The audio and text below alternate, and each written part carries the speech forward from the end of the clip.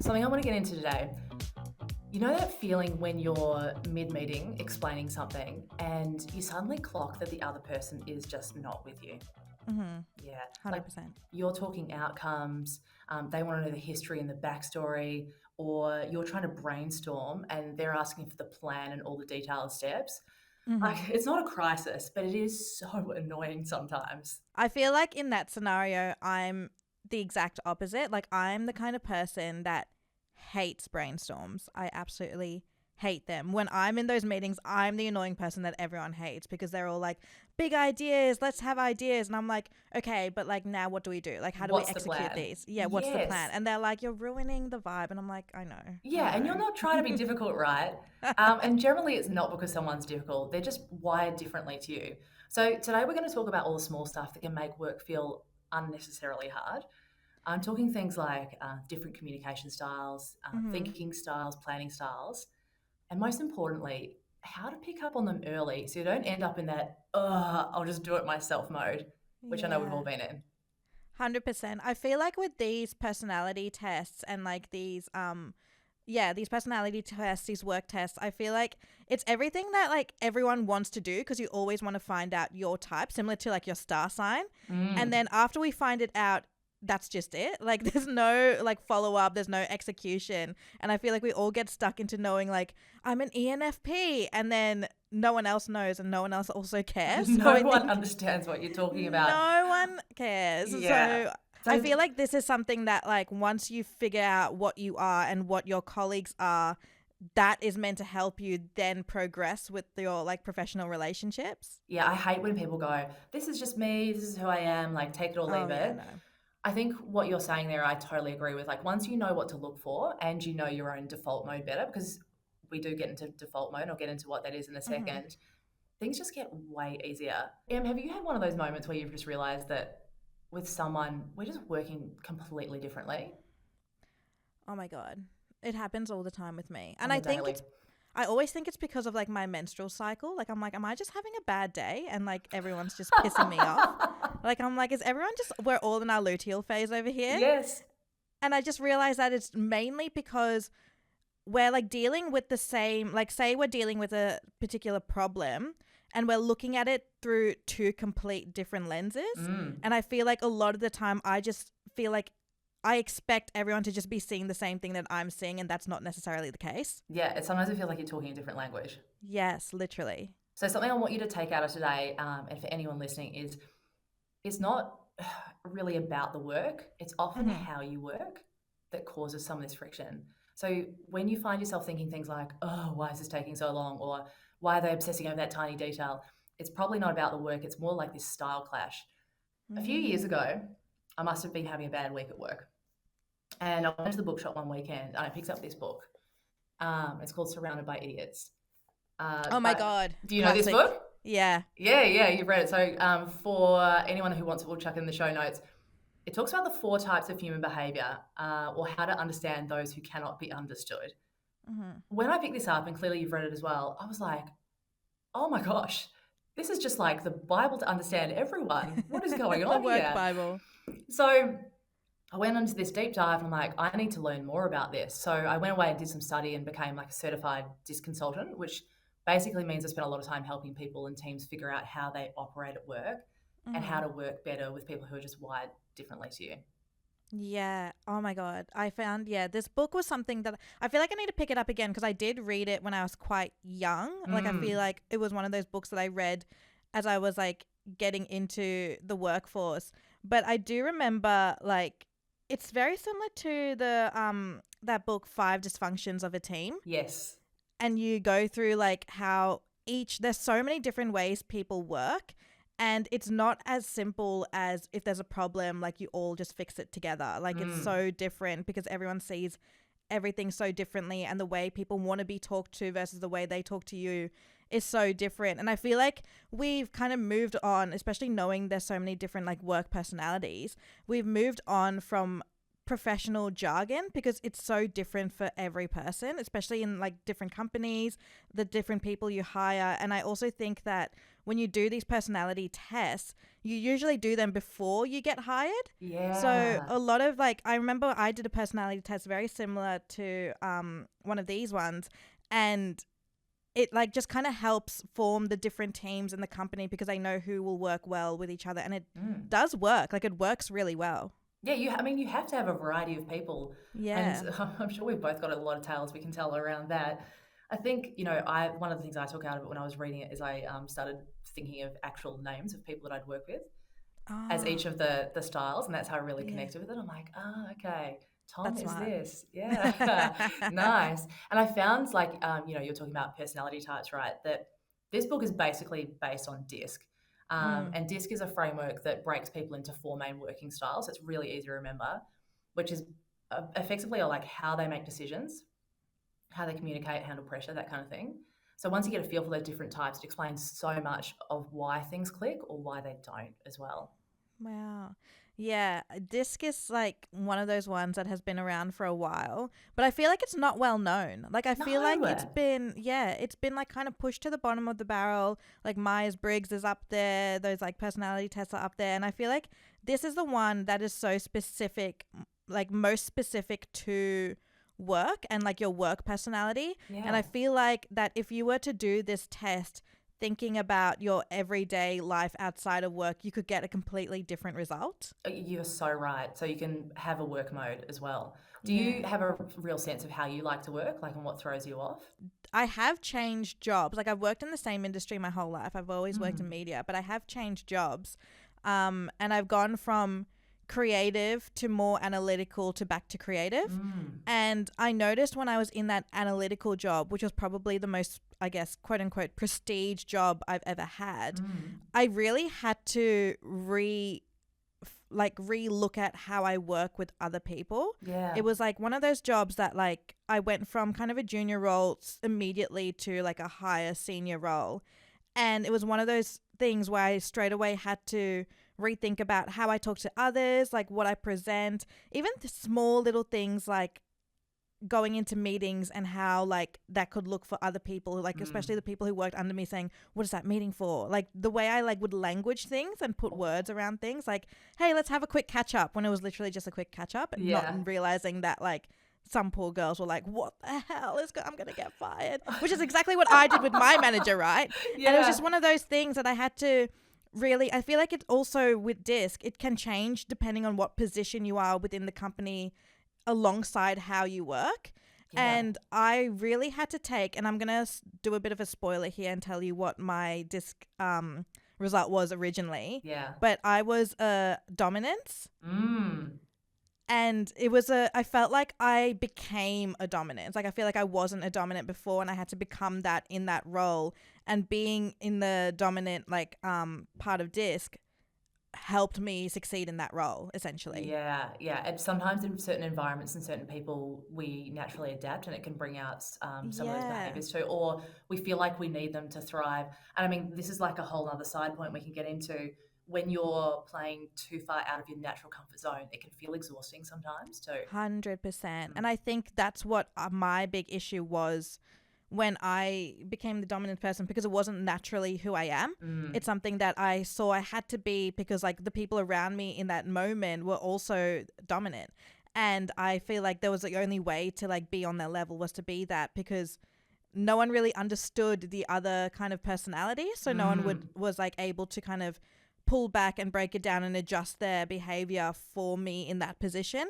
And it just Ah, worked. Like I just think understanding each of the four different types helped me kind of restructure my way in work. But you're right, it was exhausting because that's naturally not who I am. yeah, and so you would think back on that job going, I had to flex so hard, no one else was Yeah. flexing, and I just felt exhausted all the time.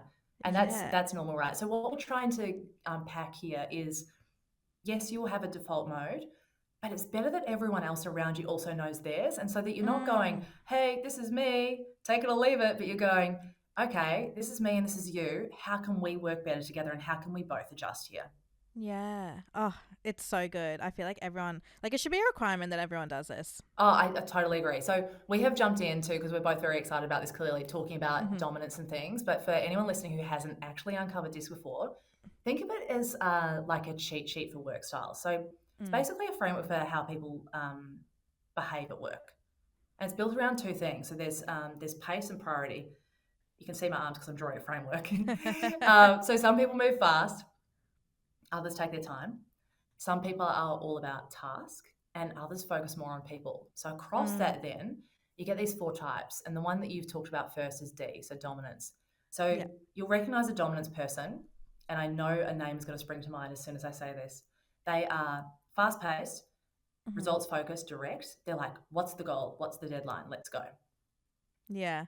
Then we've got I, so I is for influence. So they are also fast paced, but more people oriented. So they're Mm. energetic, talkative, they love ideas, love a brainstorm, very I driven by ideas know. and connection. And then we've got S for steadiness.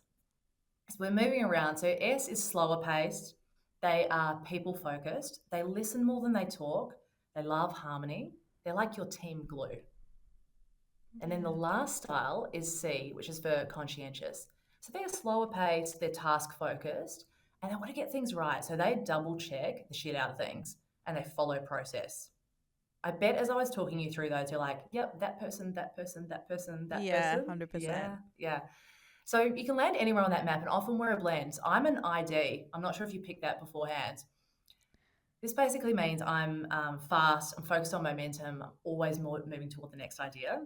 But I Right. also want people on board. Like, I love clarity and action, but I Mm. care about how we get there too. Like, I want to get to know you to make sure you're moving fast with me. Yeah. Right. So if I'm working with someone who's more of an S or a C style, which is on the other side of the framework, someone who likes to slow down, check every detail, it feels like we're on totally different planets. Yeah. And it's where the frustration starts to build up. So I sent you a link to do a bit of a disc. You said that dominance was one of the styles that came out for you previously. Yeah. Can I have a guess at what you might be? Yeah. Go Just ahead. based on what you've told me so far. You're not I. I feel like you might be. Are you sure you haven't got any I? Like maybe IS? I am I. I'm I. Are you? There you Yeah. go. Just like you're And a I was solid reading I. it. It's kind of like reading like your horoscope and you're just completely disappointed by it. Oh, really? It's No, I like love when I read it. I'm like, yeah, that's so me. And it makes me laugh. I think it is completely me, but I think I was so shocked because I feel like for me the when I was reading what a dominant person is, Mm, it still felt like in my head that that was me. And then mm, when I was reading inspiring, so I got 78 points for inspiring and 68 for dominant. So it's not mm. massive difference. Yeah. But now thinking about like my work now and like my creativity, because I am like my work right now is so creative. Mm, I have realized that I have been slipping back into just me being like the natural person that I am outside of work. mm. And I'm able to do that within work as well, which is really, really nice. But it was something that I wasn't aware that I was doing. Because if I was to do this test thinking about my life outside of work, I would 100% think I would be inspiring. And the fact that I'm also that in work was just kind of like, oh my God, I've like done a full circle. Yeah, it feels like a really good matchup, right? And sometimes Yeah. you're working with people who are D style around your S style and you have to adapt, and that's where it might start coming out. Like maybe you're working with more D style people at the moment, Yeah. and that's what's happening. Clearly, there's a little bit of me in there, like I'm ID. So it's good that you can feel that your work style and what you are naturally is really aligned. Yeah, it just it was just like so surprising. I feel like I was not expecting this at all. I feel like it also, when you read it, gives you a really good guide to actually be able to talk to someone. So if you're going up on a one-on-one or you're talking to your manager or someone who works with you and you sense there's a bit of friction, you can really explain like, here's my default mode, here's how I like to work. That's not to say I'll Yeah. only work that way, but just to give you a heads up. And you're exactly right. Like now that I'm like reading them all, I can tell exactly like what my manager would be. I can tell what some of my colleagues would be. And I can also tell like depending on what task we're doing, whether it's recording a podcast or in a brainstorm or in a meeting or in like an external presentation or something, I can also tell which ones I like naturally slip into, because I do Yeah, feel like you can't just be like, I definitely know I'm not just I throughout my entire like work day. Like I would slip into like a D role during like maybe a podcast like recording, or I'd slip into an S role if I'm in like in a big meeting for like really higher ups. Like I feel like knowing all the points, it's really easy to then be able to find out how and why you adjust in certain situations. totally. Yeah, and I love that you've got that like lens of like I can adjust, I can adapt. It's not just take it or leave it. Here's who I am. So let's talk about how this plays out in real life. I might share with you a bit of a story, like when this started to come out for me, and like I was reading Surrounded by Idiots, I was studying disc, and all of a sudden I was having these light bulb moments at work. Like I was in a team where I was go go go, so I had new ideas, enthusiasm. I was jumping into action. It was like classic ID behavior. Mm-hmm. So I was working in a digital agency, and one of my teammates was totally different. They were working in a very analytical role, like you were describing before, and so when we'd brainstorm, they'd go dead quiet, or Right. they'd follow up 3 days later with a very detailed email that I hadn't even asked for. So at first I was like, oh, we just aren't gelling, like we're totally different. Or, and I hate to say this, but I think we all think it, oh, they mustn't be very good at their job because they're so slow. Yeah, right. And this is like classic ID traits, right? Like I like fast. Yeah. But actually, they were a CS. So Mm-hmm. remember, that's like the slower paced, analytical need to make sure everyone's on the same page. And they needed time, structure, detail. They wanted to just make sure that everyone was on board and all the boxes had been ticked. So what I did, like we had a conversation around this, and I started adjusting. So I was giving context before meetings. I sent agendas. Mm-hmm. I had to clarify next steps, things that I wasn't normally doing, but I was totally capable of doing.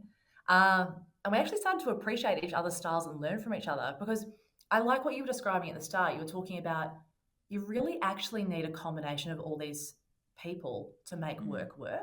Like if you Yeah. have a whole team of I style people with all the ideas Yeah. and no follow through, No oh my god, my like, worst nightmare is going hmm. into a brainstorm, all ideas, and no one's asking how we're actually going to execute them. Yeah, yeah. That's cool. Anyway, let's go grab lunch now. You're like, no, no, no, Yeah. what are we doing with it? Total disaster, right? So we need teams that are balanced, but we also need to understand each other's pace and priorities, like whether it's people or task, etc., and be open to that flexing and learning. And like I just revealed that I find slow hard. Have you ever Mm-hmm. been the fast or the slow one in a team? Like felt that real disconnect? I'm exactly like you. I'm always the fast person Yeah, in the team, to the point where, and yes, this might happen during my luteal phase, so it's not completely my fault, yeah, but to the point where I genuinely get so mad at people who are slower than me. yeah. I get really irritated. I'm like, why don't you know the answer? Like, Oh. let's just make a decision.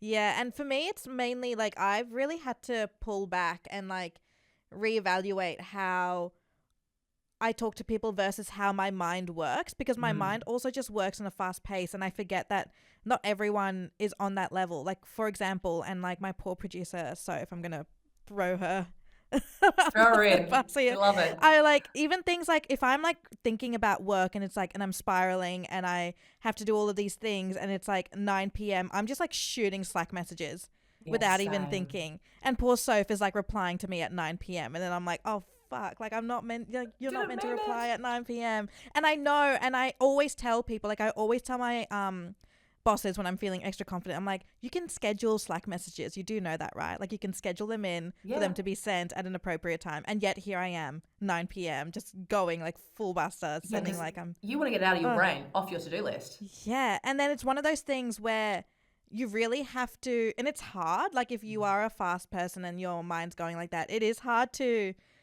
type out everything you need, schedule it in at a work appropriate time, because your brain won't stop just because you've scheduled it in. You'll just keep Yeah. going and going and going.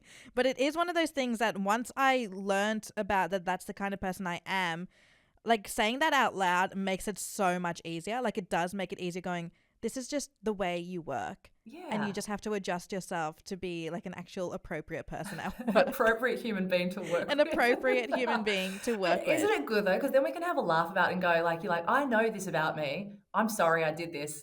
and let's work out a better way forward. And I do think exactly what you said, when everyone else knows that about you and when you know everyone else's style of work, it is so much better because it does kind of make the workplace way more respectful, in the way where even if I send a message at 11 p.m., people would know that that's just the way I work. So they'll be like, oh, this bitch, like, I'll just leave it for tomorrow. Yeah, yeah, totally. I And have this that's play out exactly what I would expect. all the time. Like, even in that work scenario I was describing before, this happens to me in my life as well. I'm like, oh, I've got an idea. We should build a fence. And then I'm like, oh, actually, started building the fence and probably should have done X and Y and Z first. Oh, well.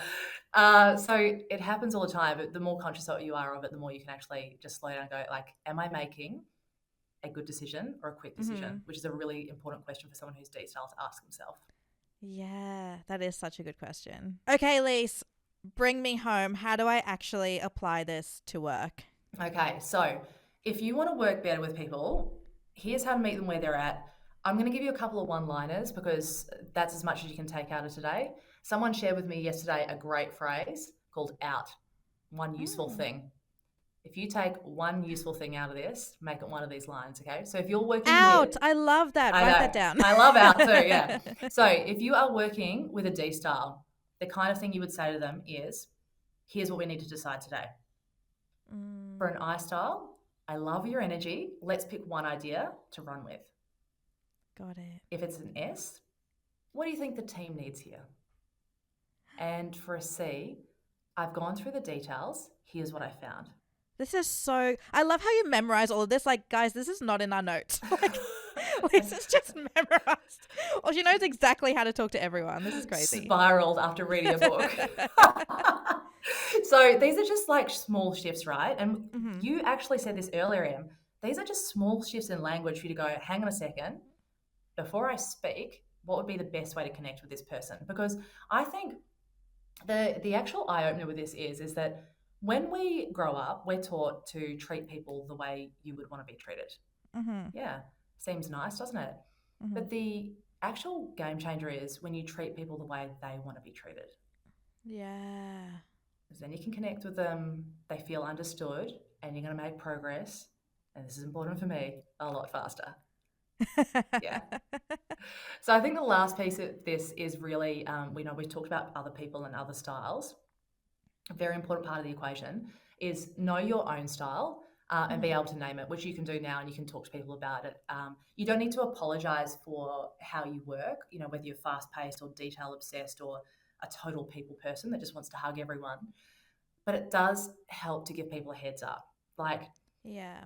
some things I say, so I've got an operations manager who works with me and she is SC and I'm ID. So I Right. remember early on working together and I'm like, yeah, she thinks I'm really rude. Okay, I need to change this. So I said to her, I move quickly. If I ever skip something important, I want you to call it out. That was opening it up, right? Like I was owning it, but also like, hey, please call me on this.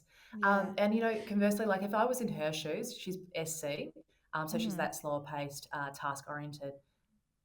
She needs to say something to me like, I need a bit of time to think before I respond. Like I'm not ignoring you, and then I know it's received. We're moving forward still, but I'm giving her the space to do that.